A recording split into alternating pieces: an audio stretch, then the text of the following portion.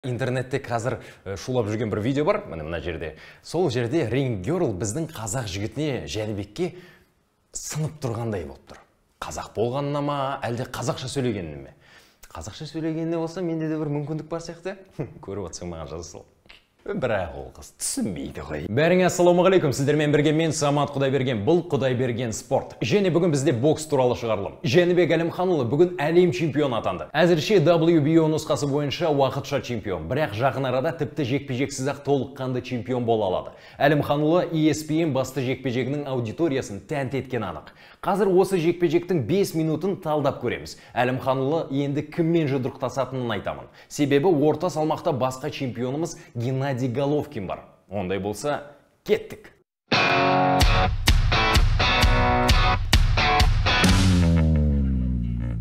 Ал бастамас бұрын арнамыздың серіктесі Тенниси KZ акциясы туралы айта кетейін. 30 мамырға дейін X2 промокодымен олар 2000 мен 5000 теңге аралығындағы толтырылымға нағыз ақшаны 2 еселеп береді. Ережесі қарапайым. Tennissi.kz сайтынан танысып шыға аласыздар. Қоса кетерім, басты көді спортты қызықтап тамашалау деп қана қарастырыңыздар. Азартпен оңай ақшаға құмар болмаңыздар. Сонымен Жәнібектің қарсыласы Дэнни Дигнум. Қай жағынан алып қарасақ та бұл деңгейге кездейсоқ жеткен боксшы. Оны кездесуден аңғардық. Мұнда Жәнібектің де промоутері Боб Арумның да кінәсі жоқ.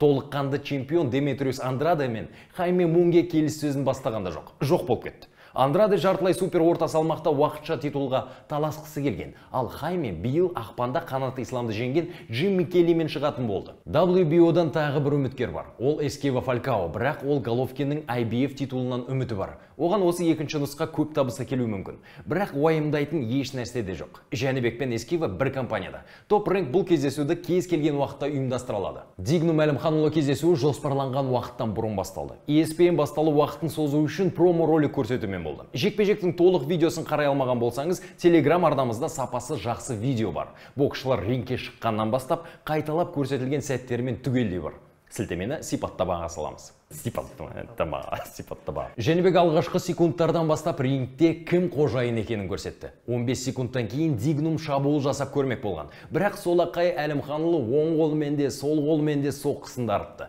Дәл осы кезде Дэннидің құлағы шуылдап кеткен сияқты. Осыдан кейін Дигнум кездесуде дөп тиген жалғыз соққысымен көзге түсті. Бірақ Жәнібек мыңқ етпей әрі қарай жылдамдық асырып мығым соққыларымен жақсылап күтіп алды. Осы тұста боксшылардың деңгейінде айырмашылық жер мен көкте екенін аңғардық. Жәнібек Дэнниді джебпен соқлап бір ырғақпен жұмыс істеуге мүмкіндік бермеді. Меніңше британдық осы кезде бұрынғыдай жұдырықтаса алмайтынын сезген сияқты. Раундтың қақ ортасында Жәнібек апперкотпен ұрды. Бірақ соққы дөп тиген жоқ. Дэннидің жолы болып кетті. Сосын нокдаун болды. Жәнібектің көз ілеспес жылдамдығы мен сол қолмен соққысы. Дэнни дереу тұрып кетті. Жалғастырғысы келгенін көрсетті. Британдық есін жоғалтпағанын көрсеткісі келгендей болды. Бірақ бастапқы райынан қайтып қалғандай болғанын байқадық. Жәнібек соққысын үдетпей, оған мүмкіндік те бергендей болды. Біріншіден бізді ойлағаным екен, қазақстандық жанкүйерлер әлі ұйқылы ояу отырдық. Бірінші раундта ұтып кетсе, не үшін ояндық деп отырмасын деп шоу көрсеткен ғой. Әзіл ғой. Или бір жағынан қызға кішкене өзін көрсетейін дегені ма? Ұят болмасын деп. Дэнни шынында да мықты деген 3 соққы жеді. Гонг соғылғанға дейін 30 секунд қалғанда тәлтіреп кеткендей болды. Бір қызығы екінші раунд алдындағы үзілісте Дигнумның бапкері қарсыласты шамадан тыс құрметтей бермеуге кеңес берді. Бұлайша айтқанда қорықпай шабуылға шығу керек деді. Бапкерінің бұл кеңесін қайдам Дэннидің өзі мұндай сөзді естимін деп ойламаса керек. Бұл бапкерді Google-дан қарап көрдім. Кевин Лилиді Google-дың өзі білмейді екен. Оның жағдайын қалай деген сұрағына Дэнни жақсы деп жауап берді. Өтірік. Бірінші раундта Жәнібек 51 соққы жасап, оның 13-і дәл тиді. Дэнни болса 26 соққы жасап, 5-і ғана тигізе алды. Демалып алған Дэнни екінші раундта ширақ көрінді. Барымды салайын деген сияқты, бірақ бәрі бекер. Ашық шайқасқа көшкені Жәнібекке тиімді болды. 45 секундтан кейін Жәнібек тамаша шабуыл жасады.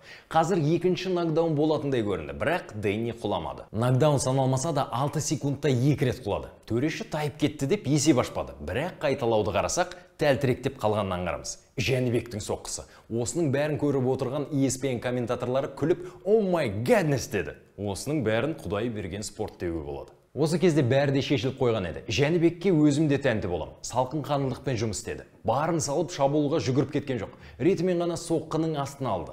Бір соққы, 2, 3, 3 секунд пауза, джеб, тағы бір көз ілеспес соққы. 2 минуттың соңғы секундтарында Дэнни соққы жасағысы келген, бірақ ауа қармап қалды. Жәнібек болса британдықты соққының астына алды. Осылайша бәрі аяқталды. Ақтық шабуылы сол қолмен соққы жасаудан басталды. Оң қолымен шапалақ, сосын сол қолмен тағы бір соққы. Осыдан кейін мықты апперкот. Және Дэнни есінен танып құлады. Ұйықтап қалған сияқты. Дэнниді бірнеше адам көтеріп тұрғызды. Түрі адам шошырлық күйді. Бәрі жақсы көрінген. Есін тез жинаған сияқты. Денсаулығына зиян келмеді деп үміттенейік. Анаған бір көрпеше алып келу керек еді, жосқы ұйықтап қалды оны.